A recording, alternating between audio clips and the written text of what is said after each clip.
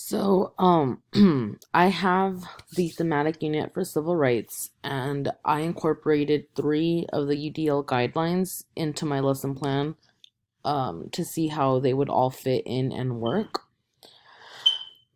So, the first part that I did for my UDL guideline was under the input and modeling, and here my students were to answer questions that I gave to them, and they would partner up with their elbow partner to discuss the answers that they would get from the questions. I said that this was a UDL guideline for engagement, and it would work out well because they would be collaborating with their partners and discussing their answers as well. I was also providing questions for my students as well, so that they can be engaged while learning. The second UDL guideline that I came up with was after the questioning and collaborating with my students, and I would ask them to share their responses, and then after that I would have them write down their responses, either drawing or writing it out. They could even type it if they wanted to, however which way they wanted to share how they felt about the prompts that I would give them. I also said that this was a guideline for engagement, and this is applied through optimizing individual choice and autonomy. The first part is where the child has the choice of how they plan to explain the answer, and then they get to choose which tools they would explain the answer in. My third and final part for the UDL guideline was implemented in the guided practice, and this was to give the students sentence starters.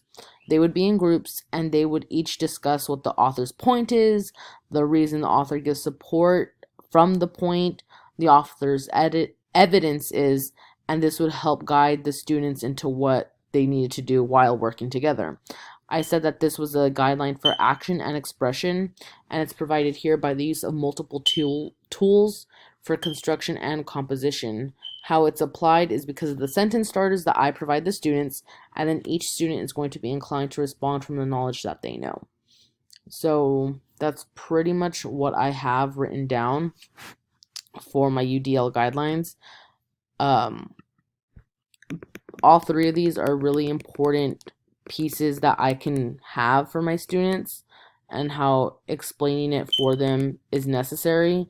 For the first part, for the engagement, how I think it's a really good idea, it's because that they're going to be collaborating with so many questions that I give the students, so they can hear each other's answers and also get feedback or be questioned by their partner, like, well, why would you say that, or like, why do you think that, or what makes you feel that this is like the certain turning point of the book, like, why would you say this picture represents that? So I think that was very well put, and it fit well with the engagement.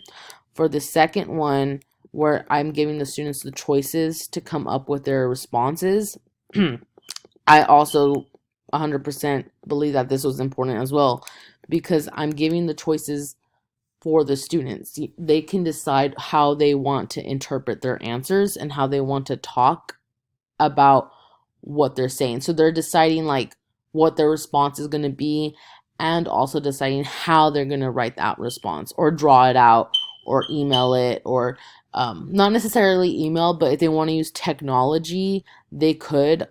If I had the resources for it, they could even make like a tune comic or something like that along those lines.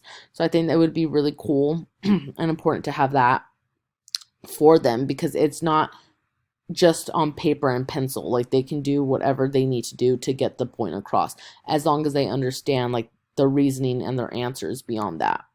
And then for the final one, starting with the sentence starters, how I'm going to give this, like, it's constructed and composed for the students, and how well it's going to be that they're going to be collabing again in groups, and they're going to be